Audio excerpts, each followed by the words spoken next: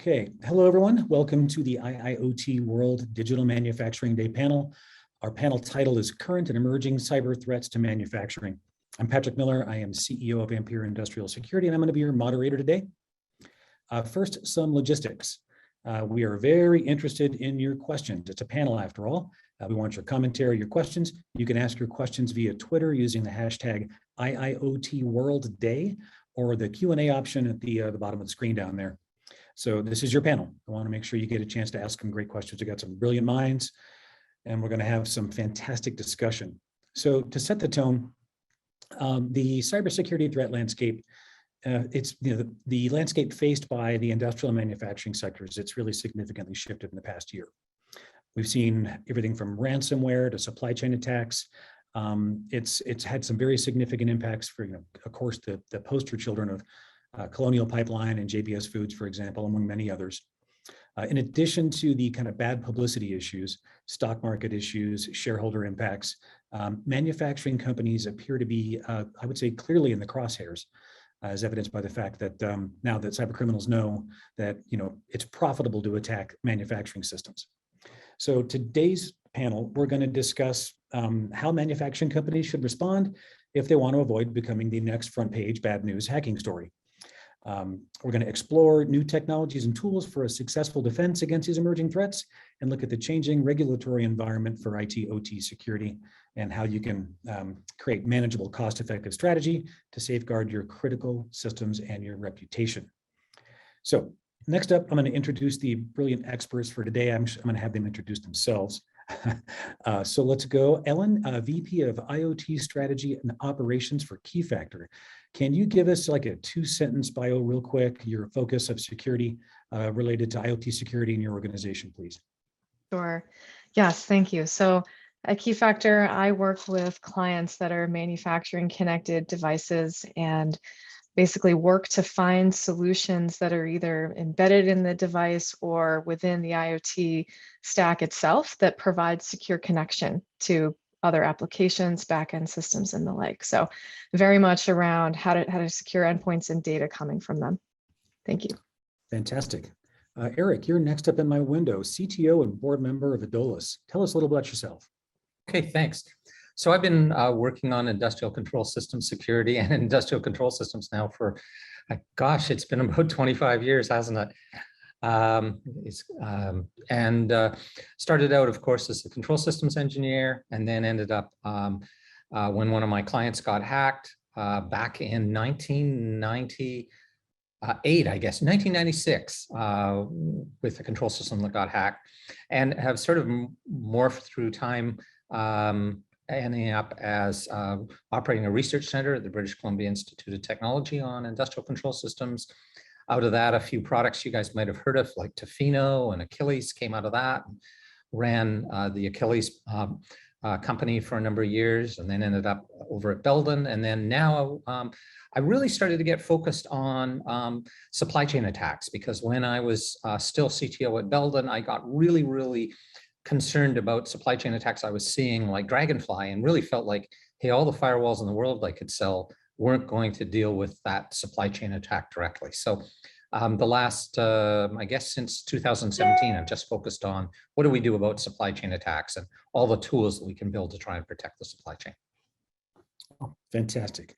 And Andreas, you're next in my window. You're the business development manager for PrimeKey. Tell us about yourself. Yeah, thank you. Yeah, my name is Andreas Philipp. I'm from Germany, and I'm in the cybersecurity space here and working with the industrial guys and from the manufacturing side, with the big brands, with Siemens and with Phoenix Contact and with Schneider Electric, from the component manufacturing side, but also we are working with the manufacturing machinery guys who are building the product lines and implementing the components at the OEM in the automotive space and wherever. And these guys are playing a hybrid role, especially also when it comes to the cybersecurity and the security aspects. And but I think we can later on talk a little bit more in depth about this case. Fantastic. And Richard, Senior VP of Commercial IoT Business and Market Development with Trend Micro. Thank you, Patrick. Hello, everyone, and welcome to this great session. My name is Richard Koo, and I'm with Trend Micro. I've been in the cybersecurity industry for a little bit over 30 years. The first 20 or so years, really spending a lot of time focused on the IT side. I think, because that's kind of where most of the cyber attacks were happening, in the past, I would say 25, 30 years. But over the last, I think 5 to 7 years, we have a shift.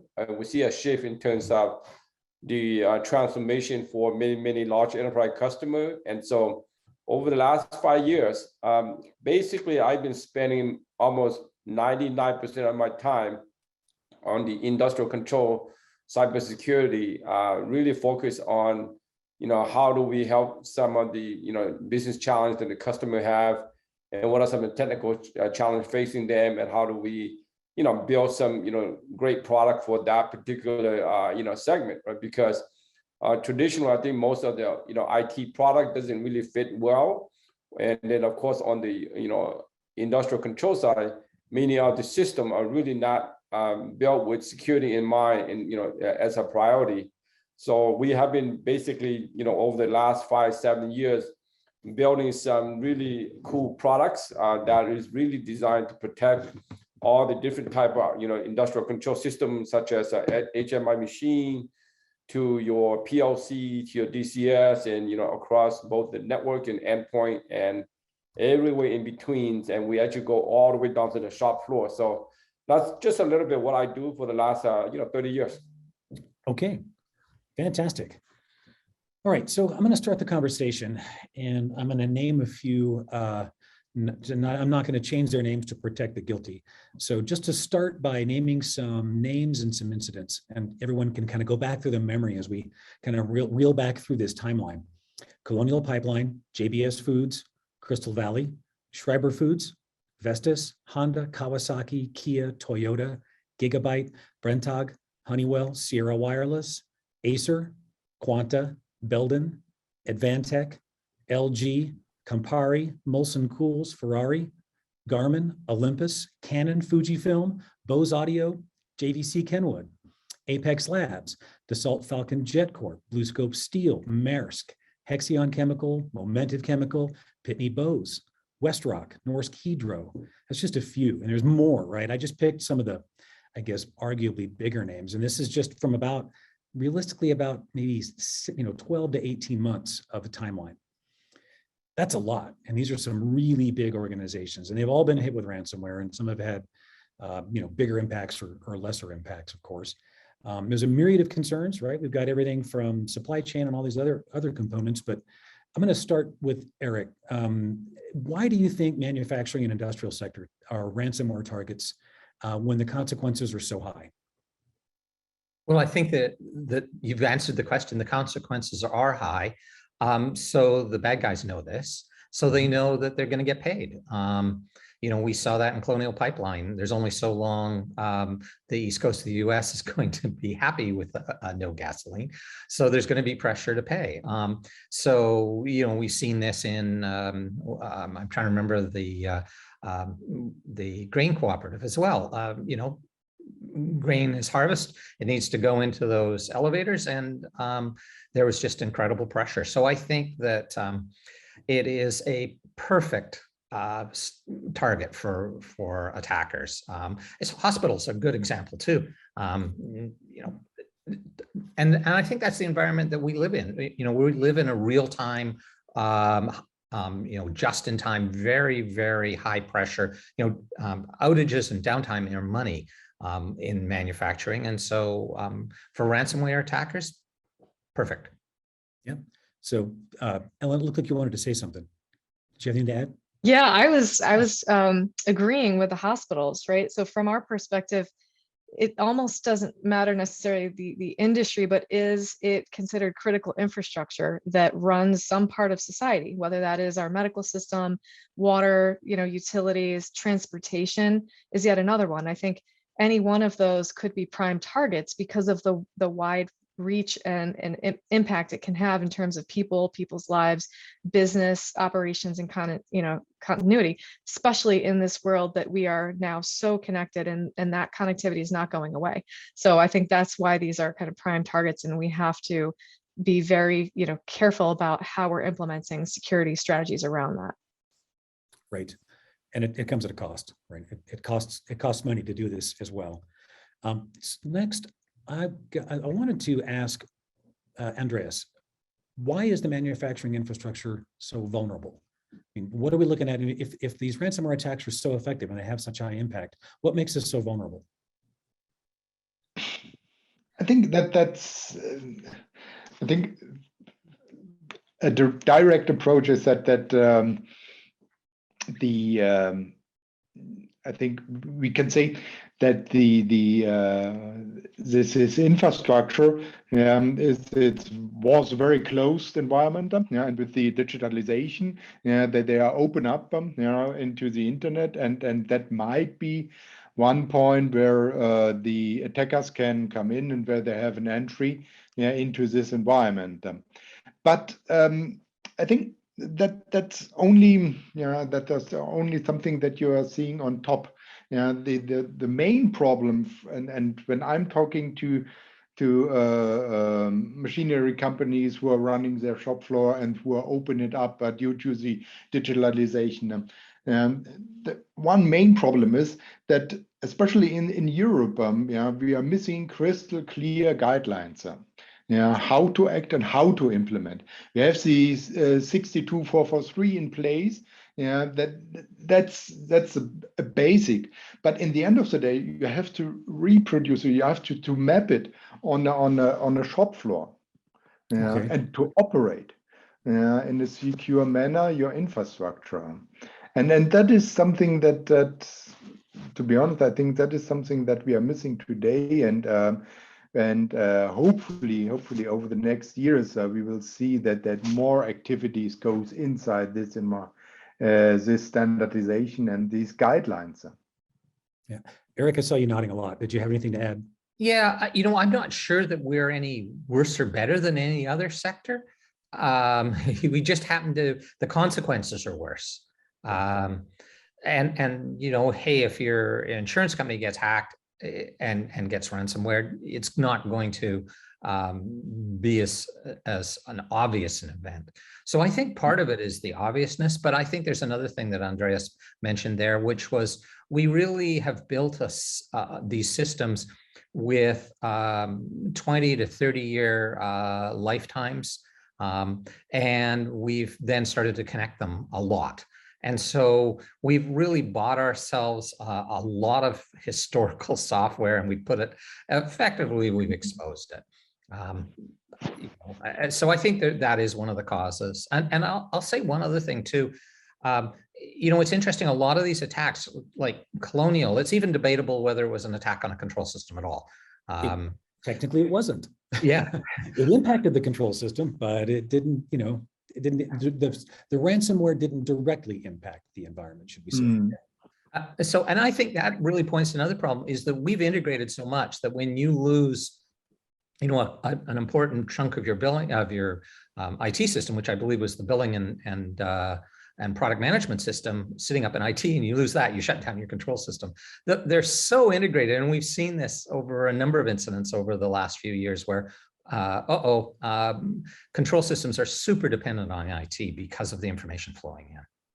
Right. Hey, I'll add a couple of things, Patrick. Yes. Yeah, so I think in addition to what Eric and Andres mentioned, right? Every time we have a transformation, we do tend to see, basically we are open up all the different threat landscape, or at least threat vectors, right, for attackers.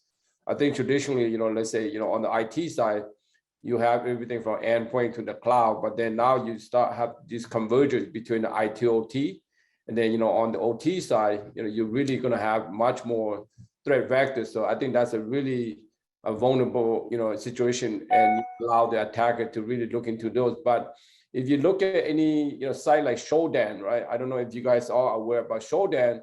If you go there and you search, let's say, how many PLCs or gateway are connected to the internet, and you will find a lot of them out there, right? And many of them are not protected or is very vulnerable. So that's also giving the attacker a lot of opportunity to go and attack some of these systems. So I don't think this is unique to manufacture, right? As everyone been mentioned, I think every industry, everything from power and water to oil and gas and so forth, they are probably as vulnerable as manufacturer, right? I think in addition to that, many of the system, as Eric kind of mentioned, right, it was never built with security in mind, right? I think for the longest time, I think security was never in the mind of this, I would say, a device manufacturer to add security. They want to get something out quickly and they want to get it out to the field. And security was never, a part of that conversation or part of the planning. So that's also, one of the reasons why it's so vulnerable. And many of the applications or many of the protocols out there are really more just, never secure. It's not, and so that in a way also giving a lot of opportunities for the attacker. But I think, they're vulnerable also because of the money. Right? I mean, the criminals are today, they are going after all the, company that have the most dollars. And, when you ransom company, like this, you're definitely going to get paid a big payoff, right? So, I think all the different things combined kind of create that big perfect storm, right? For, other attackers. And so that's why everybody's so vulnerable. So I don't think this is unique to only manufacturers. Right. Okay, so I'm hearing maybe connectivity or possibly even hyperconnectivity. I'm hearing legacy software and legacy hardware. I'm hearing disruptive technologies, and because that's where the money is. Good summary of the vulnerabilities. All right, I agree. And to Andreas's point, the fact that there's no guidelines. I'm a recovering regulator myself for the United States. I've both written and enforced regulation in the electric sector here. So this begs the question, if someone were to, for example, like a federal agency or even a regional agency such as EU or a NISA, for your area, and in the US, of course, we have North American wide standards in a lot of cases. Right. If there was something that was standardized that could be regulated, what would that look like? And I'm going to start with Ellen. I mean, give us an idea of, if there was should this be regulated first of all? And if it were to be regulated, what are we looking at in terms of success factors, or how? What would that look like? Mm-hmm.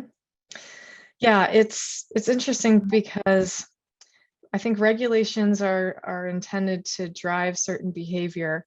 We're seeing cybersecurity guidelines emerge across different industries with the same goal in mind. Again, whether it's a medical application, whether it's a control system, whether it's a vehicle, but the goal of being able to layer in, uniqueness around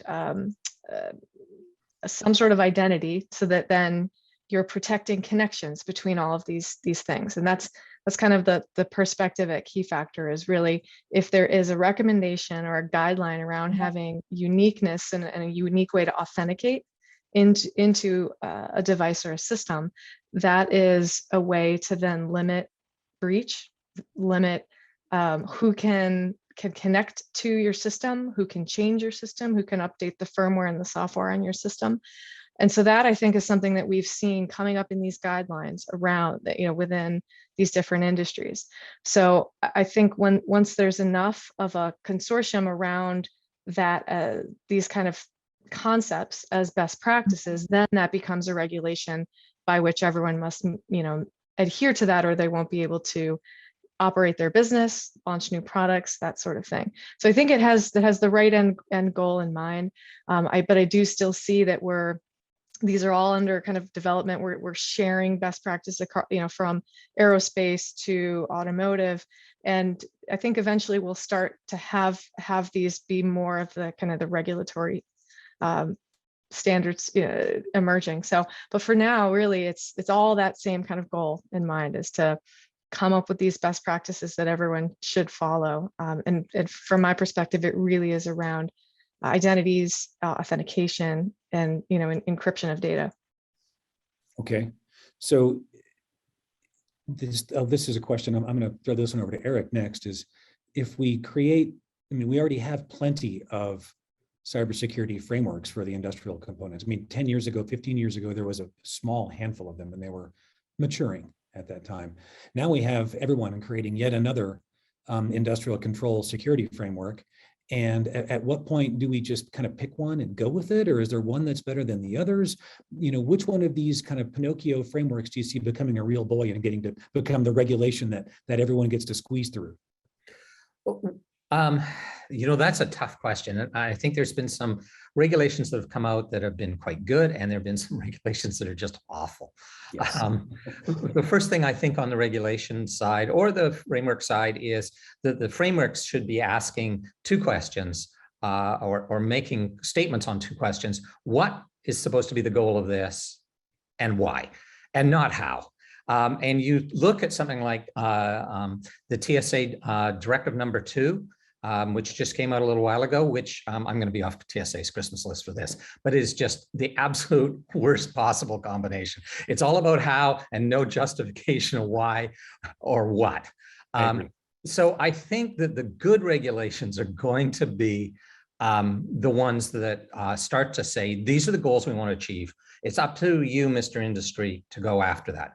I actually think the NIST regulations, well, they're not regulations, they're the framework. I mean, I actually think NIST CSF is actually a really good starting point. And I wish that something like Directive 2 had actually, spent any time reading it. So I think that's where, that's sort of my wish, is that we start to move much more to unified regulations across industries that are based around something like a solid framework. And again, I can pick nits with the NIST ones, but I think it's a good starting place. I don't know if I answered your question or just dodged the bullet. No, I think that was good enough. And Andres, do you see any competing kind of interest between like 62443 and NIST, being that they're basically different sides of the globe? Right.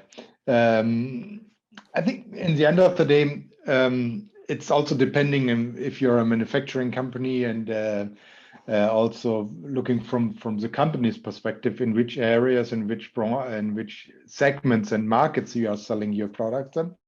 And that is something you have to take into account when it comes to your product environment, and also for your product that you are delivering for a shop floor, for example. So last week I was working with a company who are selling their wood processing machines to IKEA.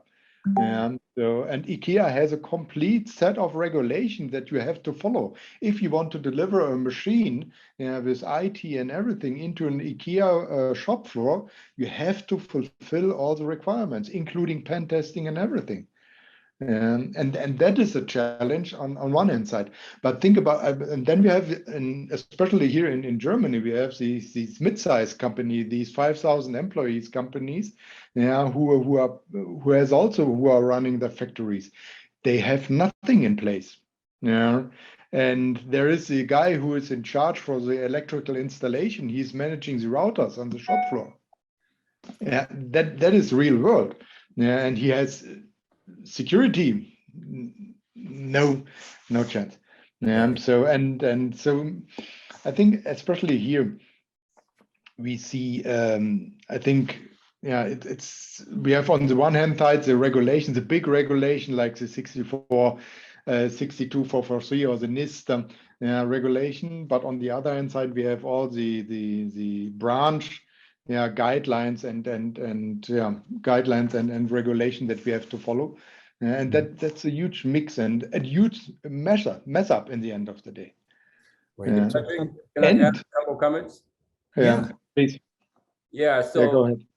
I think that, at least from my perspective, right, I think regulation is a good guideline, and I think some of the directive that the president has put in place, I think that's a good starting point. But before we even get to the regulations, right, I would say we are still very early in the infancy stage in terms of, building, good cyber, strategy and cybersecurity for the industrial control side, right? Now, I will say that I think that people need to kind of go back and really look at it, some key component like, the people, the process, the technology, the culture within the organization, right? And if you have those, people, process, technology, and culture in place, and that will be a good starting point. And then I think from there, then you can look at the different, say regulation that coming out, for example, a NERC CIF, right, as a standard for the, or at least a framework, a kind of guideline for the power. And I think that's already we have something in place. And then you have different framework, like everybody mentioned here. You got the NIST 800-53, and then of course you have the ISA IEC 62443 standard, and those are good, reference. I would say, framework that it's available for across both the IT and the OT side, and they actually they're not competing, but they're actually a good reference standard across different verticals. And they actually reference each other well. I actually sat inside the working group for working group number 9, and we are basically working toward building a good framework and how to best apply security control for the OT side. So, I think that before we even get to regulation or framework, I think people really need to go back to the basic, right, and try to understand what are the challenges they have in terms of people, process, technology, and culture first, and then I think from there. I think the regulation thing, come to play, because I think we're not even there yet, right? We are very, very early in the stage in terms of, building security or good control, solution for the industrial control side. Yeah, no, I hear you. I do think that some of the people, process, technology components are written into several of the frameworks and guidelines. I think it's just a matter of getting them adopted and implemented and standardized and normalized. And I think there's a lot of, at least when I talk to organizations, there's a lot of, I will say, framework fatigue, because there's so many of them and they don't know which one to pick. And it becomes challenging in a lot of ways. Yeah. Yeah, I was just going to add in, Patrick, I don't see NIST CSF competing, for example, at all with 62443. I think CSF's laid out the framework and 62443, and I'm biased, but I think it's an outstanding set of standards and that could be turned into, used as a standard or guideline. It gets more down into the weeds, but the CSF is sort of, to me, sort of the basis, but it doesn't say what you have to do. It just says, hey, these are things you better consider. These are the things, if you're going to have a complete solution, have you considered this? Have you considered this? Have you considered this? What are you doing? So I think they're not necessarily competing. I think where it gets dangerous is where you get industry specific regulations that ignore both of those. Yeah. I would agree. Especially they reference each other pretty well between CSF and also the IEC 62443, right? They reference many of the thing that each organization do. So they complement each other pretty well. They do, especially when you get down to the NIST SP controls and the control frameworks underneath that actually support the CSF. There's some good mappings between that and 62443. I think the challenge I've seen when you map these back and forth is, in some cases, one control maps to two controls. So it's kind of a one-way lens, because reversing this makes it challenging, but it certainly can be done. Yeah, that's good to hear. Okay, Ellen, you mentioned cryptography. Now, just an idea that I'm hearing, that crypto is difficult and it's expensive. So it makes it pretty challenging. I know just an example of a historic memory of mine is we're rolling out smart meters for a very large utility on the order of millions of meters.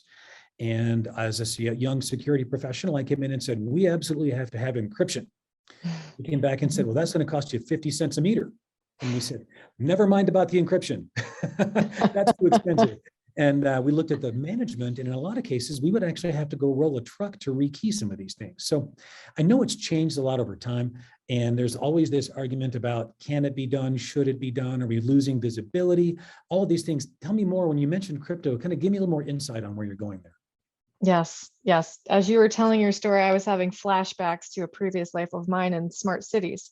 very similar situation.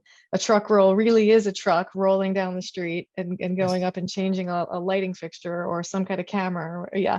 And yeah, it was for me, just coming from the product world of knowing, how to build a device and how to do, mesh networks and communications, but not really how do you secure that. That's where that's this whole other side of I need to provide some sort of encryption. I need to have a key or a certificate. How do I create that? Where does that come from? How do I build that in? Those are the kind of the questions that we had, when I was on the other side of the world. But now kind of in the cryptography space that I'm in these days, it's really around trying to understand what you might have from your hardware, what type of hardware-based encryption is already available in whichever platform you're using. And that is advancing as hardware and silicon capabilities improve, and as our ability to create stronger algorithms that are harder to crack. That's kind of the advancement that we're seeing in the crypto space these days. So the point being is that, yes, I think it is seen as an extra bit of cost that you need to put into your system, but really if this is providing kind of an insurance policy around what you're either implementing in your factory that is then securing your operations, or what you're selling to your customer, there needs to be a cost benefit analysis, because having the ability to then update these devices as they live for 20 or 25 years is becoming really, really important.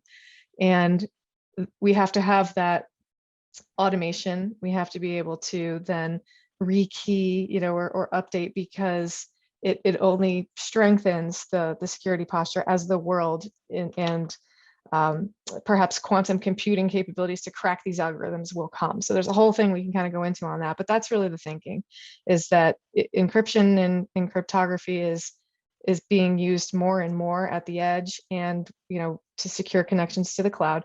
It's out there, it's being used, and I think it is becoming more affordable and more common as we're launching more and more devices into the world. All right. Anyone have anything to add about encryption in the space? Okay. I've got a question that I want to throw in, and it's one of the ones that I had as well, and it came up in the Q&A section, so I'm going to throw it in at the moment. There's a lot of discussion around the varying size of organization. So, it comes down to, is it easier for smaller organizations? Is it easier for bigger organizations? Let's start with Richard. What do you think? Give me your ideas here. Well, first of all, when you use easy, is it what do you mean, like in terms of being attacked, or in terms of building cybersecurity for the company? Oh, yeah, right. So not easier to attack, easier to perform the security controls, or actually, be secure, we'll say, if that is actually possible. Yeah, I mean, I think depending on the type of organization, right? Sometimes if you kind of say segment into, let's say, consumer, small business, enterprise, and very large enterprise customer, right? Typically, at the very large enterprise customer, they have expertise, right? You got cyber, you got security people, you got expertise, and you have the ability to implement and understand the different technologies, and you have the skill set to kind of implement cybersecurity in space.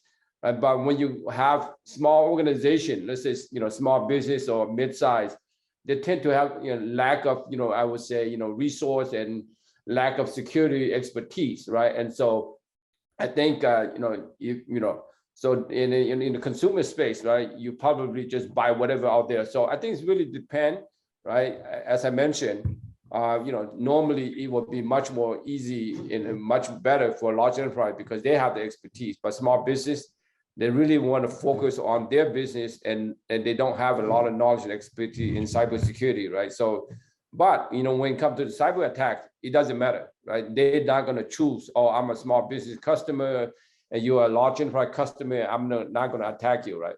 It's the same way. Everybody's basically a target. Regardless if you're consumer, small business, or enterprise, as long as they find a way to get in, they're going to get in, and if they can make money out of it, they're going to do it, right? And so in terms of attacks, I don't think it makes a difference. In terms of having a good cyber strategy, I would say large enterprise tend to have a little bit easier. But on the OT side, today you compare IT OT, right? On the OT side, you are still going to have a lot of people, a lot of organizations are very much on the infancy stage. A lack of understanding, what's going on the OT side. There's a lack of this, I would say communication between the IT, the OT, and and the engineer on the OT side. So there's, on the IT side, we got that kind of, settled down on the OT side. There's a lot of work that needs to be done, even if you're an enterprise customer, right? Right. So this begs the question then, the bigger organizations, as you say, they've got more expertise, and in theory, they've got a little more funding. They also, in most cases, have a wider array and possibly greater depth of technologies to secure and different environments to secure. So this does also create kind of a conundrum of a challenge where you might have more expertise and more funding, but the surface area, kind of the overall conceptual surface area of all the things you have to do grows. Yep. Yeah, definitely. I think the threat vector, the different technology, different type of protocols or application or type of device they have, it's going to be much more wider, and so it will be a lot more challenging as well. To your point. Okay, Andreas, you mentioned the company that has like the 4 people, or Right. I've seen some situations where the person that mows the lawn is also the network engineer, that kind of thing. So give me some insight on this small, medium, large conundrum. Yeah, I think the problem. I want to add here another point of view of these environment is that all these standards and these guidelines that we are talking about, they are made from experts, security experts, IT experts, but these guys are OT guys. Yeah, and a trend what we are seeing, especially here in Germany, is that companies are like Phoenix Contact or Siemens or Festo. They are offering security scans and security consulting services. Yeah, to translate all these standards and guidelines into the world of the OT. So that you can handle it. NERC zips, for me, it's a perfect example. Yeah, when I first was reading NERC zips, sometimes I had very problems to understand what they want, because the target was the utilities and not the IT guys. We are coming from the IT world. So, and that is, to be honest, that is exactly the point where the small size companies could be addressed easily, or could be addressed if you are translating, or if you are providing them guidelines in their not mindset or speeches, but it's more in their philosophy. Yeah, and to be honest, I think also when looking into our community of vendors for security devices and vendors for security application, we also have to learn that we have to customize, or have to build products that are fitting into their requirements, and not being, for example, everything is tunneling via TLS. And so you have no problems with the firewall, but in the end of the day, you have a complete uncontrollable communication channel on the shop floor. Yeah, it is what it is. So, and that is, for me, it's a nightmare when you see that they are open up their ports, or they don't want to open up their ports. And then everything is tunneled through one TLS or to the TLS channel, and that's a nightmare. Yeah. And even then, you can't inspect it with the tools that are trying to inspect that traffic as well. So you lose detective capabilities at the same time. Yeah. Right. So, okay, Eric, I'm going to shift a little bit. We've talked a lot about kind of the nature of the organizations, the vulnerabilities, the regulations, size. I want to talk more about on the solution perspective, right? So let's talk about what kind of, I want to say like technologies, tools, What are we looking for if I'm a manufacturing organization and I realize, hey, I really haven't done as much as I should. What should I be doing? And of course, that we'll always say, tone at the top and the processes all need to be in place, but a lot of times you do still need some technologies and some tool sets. What do they need to get? Well, I think there's a couple of things. There's of course thousands of things you can buy out there, but I think there's about 5 things that companies have to do. Yeah, so like key classes of things. Yeah, the key classes. First of all, you have to have a defensible architecture, and I see companies with and Andreas's mention of TLS or HTTPS, which a friend of mine used to call it the universal firewall tunneling protocol. You have to make a defensible architecture where you can, if you detect an attack, what's your decision is going to be? How are you going to cut it off? How are you going to control those flows? That's the first thing. Second thing I think you have to have is a good architectural map. And this is what's changing. Initially, we were just happy if we could say, hey, there's PLC X sitting there. And that was a big move to even have an understanding of what hardware was laying around in our operations and getting a good map of that. I think that's moved on. Now we need to know what software is running on those things. Oh yeah, great. We've got a Windows workstation over there. What exactly is running on that Windows workstation? And then the second part of that is you really, thanks to things like SolarWinds, we've got to understand, okay, what are the subcomponents of that software? It's GE software, but it's actually containing a whole bunch of SolarWinds subcomponents. And guess what? This week, SolarWinds is under attack. You need to know that. So those are the things I think, those are a couple of things. And then the third thing, I think companies really have to start to get better recovery mechanisms like detection and recovery. And there's an interesting thing I heard Rob Lee talk about a little while ago that if you go and look at the guidelines that are out there, about 90% of them are all around protection and they ignore the other pillars in CSF. And I think that's going to have to balance. There's still identify is under supported. Still the detect, react, respond pillars are really going to have to strengthen up a little bit. And clearly we need to protect ourselves with a good defensible architecture and good encryption, good identity. But I think we need to spend more time on understanding, okay, the bad guys are going to get in, now what? How do we detect them? How do we respond? Yeah, you can get good at it now for cheaper or get good at it later for a lot more. Yes. Yeah. And I didn't hear, but in all those things, all of this kind of assumes an asset inventory at some point, right? Yeah. I still see organizations failing on that simple fundamental step of just knowing what they have. Yeah, and I mean, and we're seeing more and more in the more sophisticated companies, they're moving from just, this is what I was trying to say about the hardware. Hey, it's a Windows workstation. Wait a second, it's a Windows workstation running what? You need to know your assets better, but I'd be even happy with a lot of companies if they could get their asset lists right.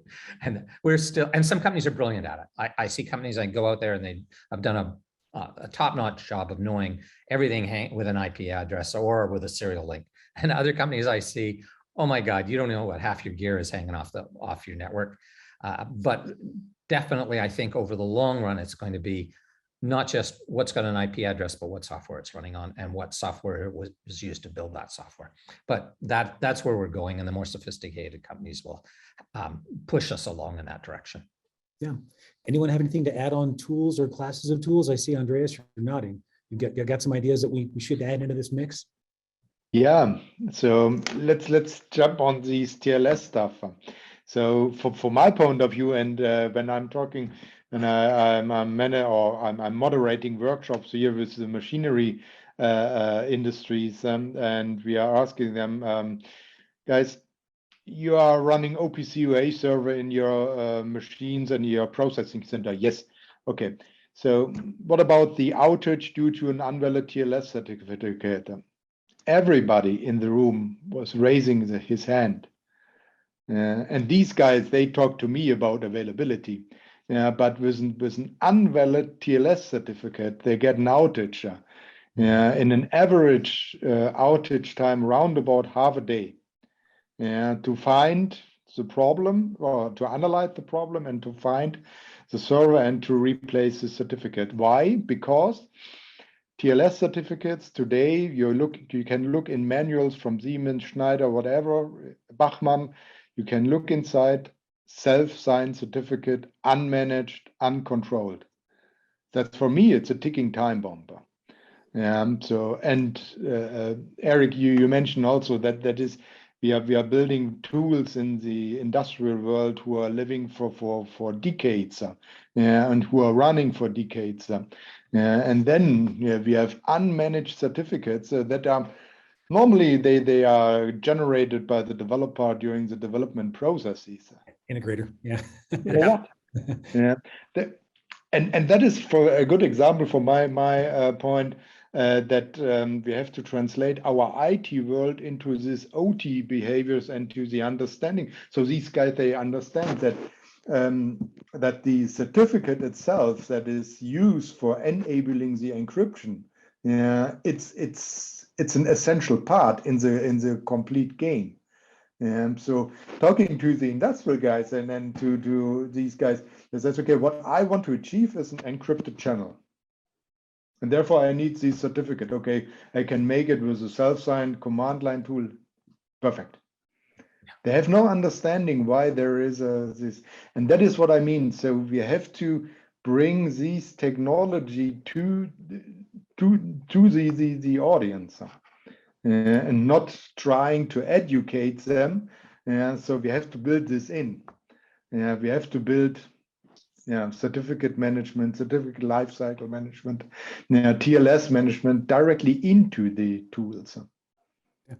Yeah, I agree. I would add on to that, Patrick. I completely agree. And I think it's how much can it be automated from the initial provisioning to, and kind of vetting of this, as well as what sort of renewal policies, change of asset, change of hands, if you sell a piece of equipment to someone else, you need to update the complete underlying route. All of that, can be automated and can be done in a very fast way. So using the tools that we have developed and we've used in the enterprise, I think in an enterprise encryption and encryption management, and now can be used also in these kind of OT situations as well. So it's not that we're not inventing it from scratch. I think there's things that we've done for years that we can leverage. It's just making sure that it can fit this use case and that we make it simple, make it easy. Yeah. Well, go ahead, Richard, go for it.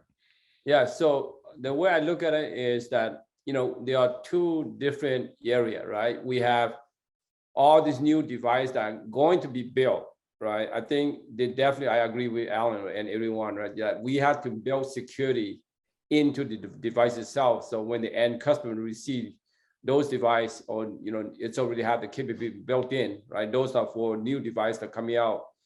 But, we have, many vertical like power, oil and gas, water and manufacture, right? Some of the systems have been built for the last couple of decades. And, there's a way that we can also help to secure them, because they're not going to go away anytime soon, right? I mean, some of these devices going to be used for probably, 10, 15 more years. And so I think there are some technology out there that we can implement, especially like for manufacture. You can have, capability like, IPS capability, you got, firewall capability that can be designed and, put in front of a PLCs or put in front of an HMI machine. You can monitor and filter all the traffic coming through, right? In those, you can do micro segmentation, right? And prioritize all the critical assets into one area. You can segment them, right? And so there's a lot of things that you can do. There's, if you're running, let's say, older version of Windows, let's say Windows XPs and Windows 2000, and they've still been around with many of these manufacturers. There are a lot of applications out there that need to be secure. So there are like whitelisting, application out there for security and protecting, and only allowing those, I say approved application to run.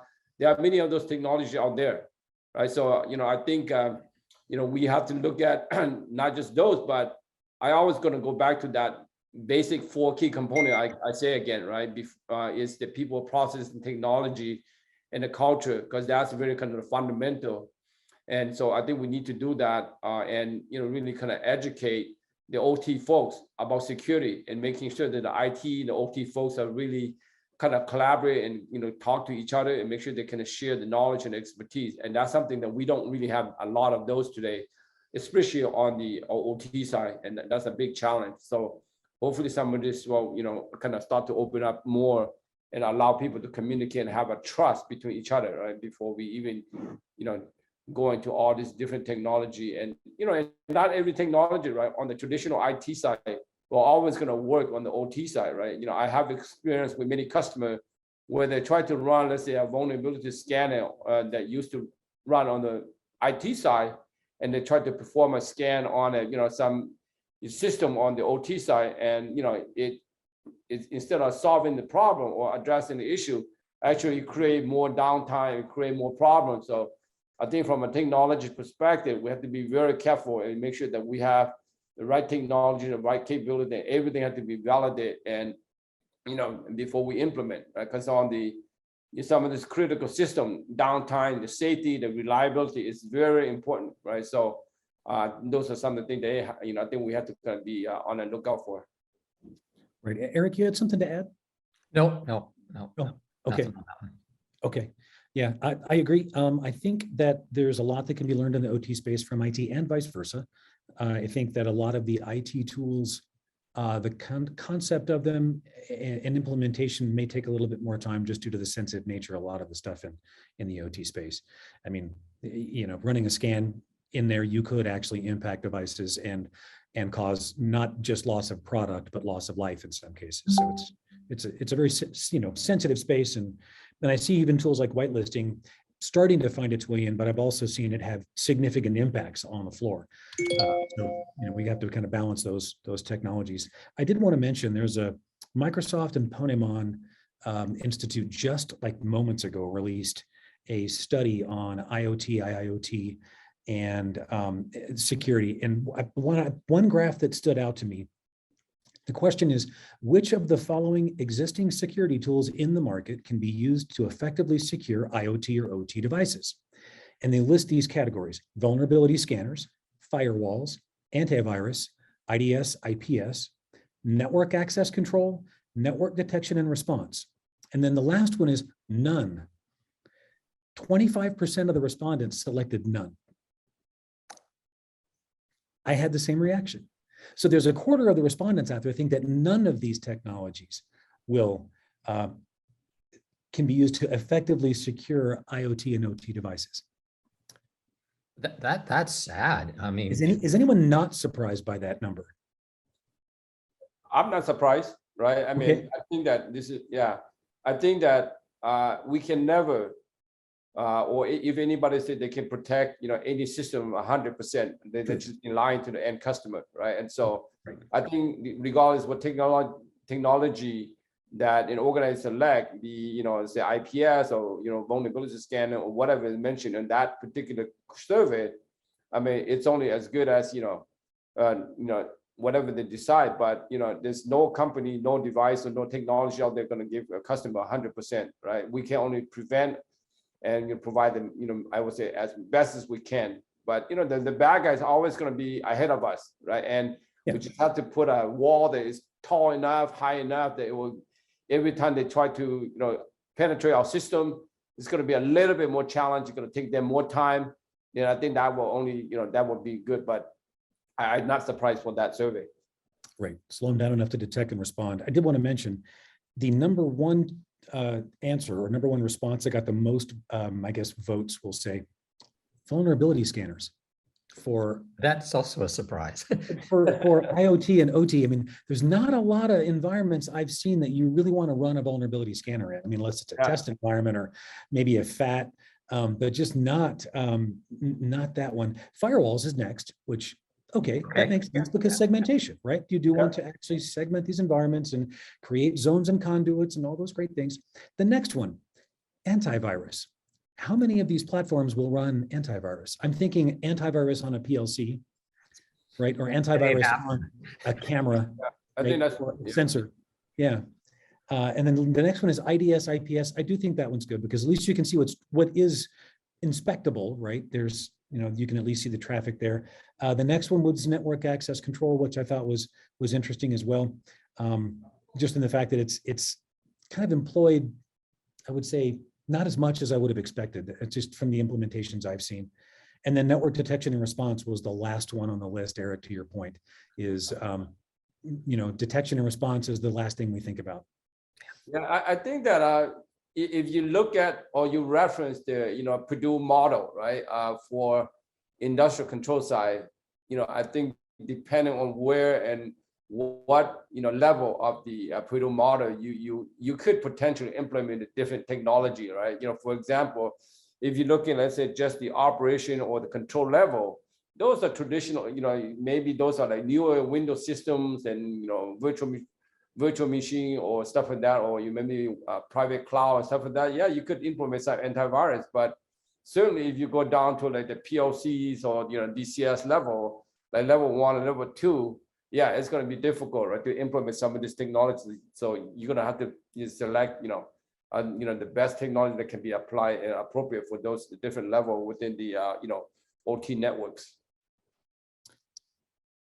Yeah.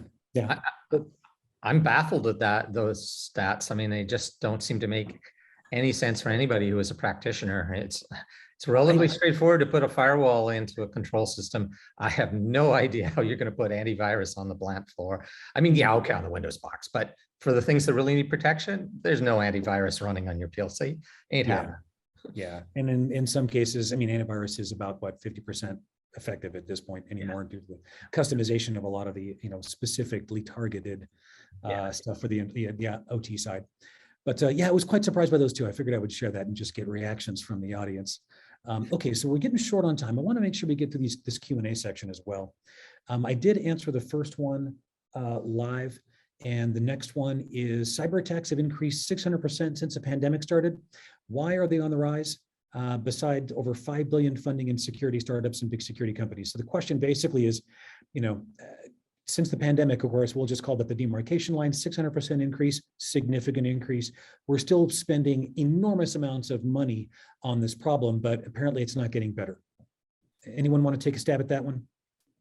I'll take a run at it. So I'm not sure if it isn't getting better, but the bad guys are equally getting as motivated. The pandemic certainly forced everybody to start using a lot more remote access that wasn't well thought out.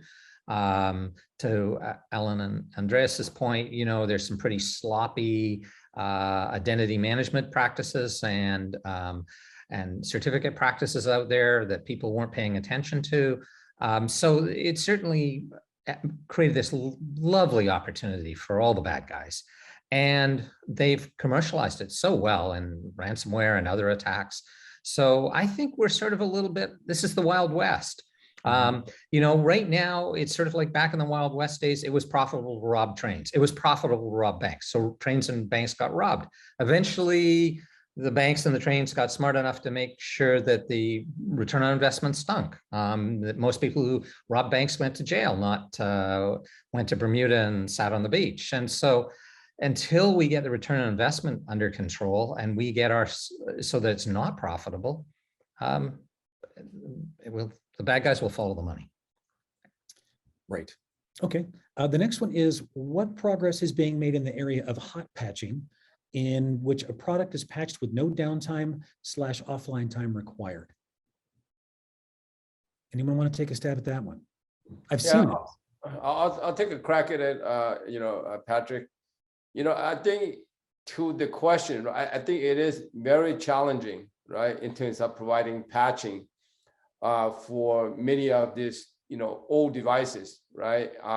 There are technology out there that you can, create patch for. For example, you got technologies that like virtual patching, where you have the ability to provide and create policy to block certain port or block certain type of a script and stuff like that. And so there are virtual patching capability out there that you can apply to system and not physically patch it until the manufacturer provide the patches. So there are some technology out there, and when it comes to virtual patching, but today there's no really good way to not patch and not have a little bit downtime. And the only way you can do that is during your maintenance schedule, right? That's where you probably the only time you can do the patch for some of the system. So I can comment a little bit on hot patching, Patrick, if it's helpful. Yeah. So back when I was running Tofino, we looked a lot at hot patching. Could we make a firewall that you could hot patch? It's relatively easy to get the software in there, have 2 instances running, but it's really hard to keep state. And that was the challenge. How do you transfer all that, in the case of a firewall, all that state information from one instance to the other through effectively a new instance booting up? So I think hot patching is a fantastic idea, but the most effective cases of hot patching I see is when somebody's running fully redundant systems, when you're running redundant controllers and yay, controller B, patch it. Okay, yeah. Bring it up, take controller A down. If you're trying to do full redundancy in a single box, state problems just drive you nuts. It's hard. I won't say it's impossible, it's tough. Yeah, and usually it requires a lot of extra hardware. And I think the idea is fantastic. In implementation, it proves extremely challenging and in some cases prohibitively expensive. Yeah. Okay. And the next question is from, hey, good to see John Collins on there. Hi, John. Will cyber insurance drive asset owners more than regulatory bodies? If so, how will that risk be transferred in an economic way between buyers and sellers of cyber risk?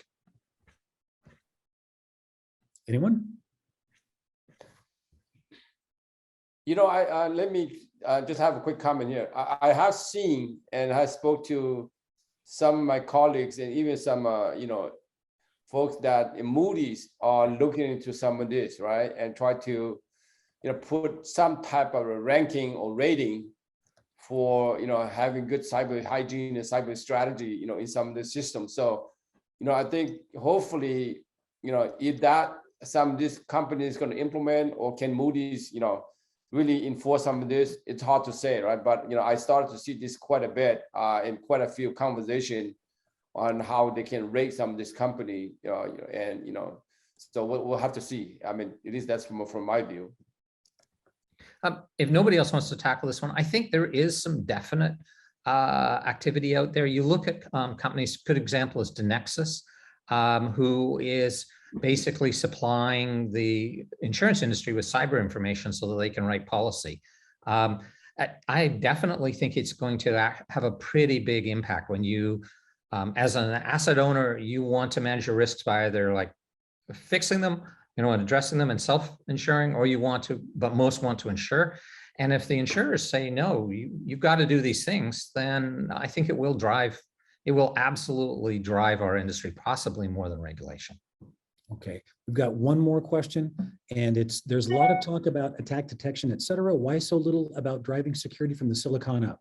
With hardware root of trust, a trusted execution environment for identity and attestation, and running only known and measured software on every boot. And Ellen, it looks like you volunteered to get this one. Yeah, this question speaks to my heart, right? So it's more of the reactive versus proactive approach, and it's really, finding and leveraging technologies that have embedded root of trust, that have some sort of secure place for kind of protecting keys and using, enabling this encryption we talked about. So I think that is something that's becoming more available. And I definitely think that if available to you, again, whether you're an OEM or implementing some sort of hardware that then has this inside, is definitely recommended.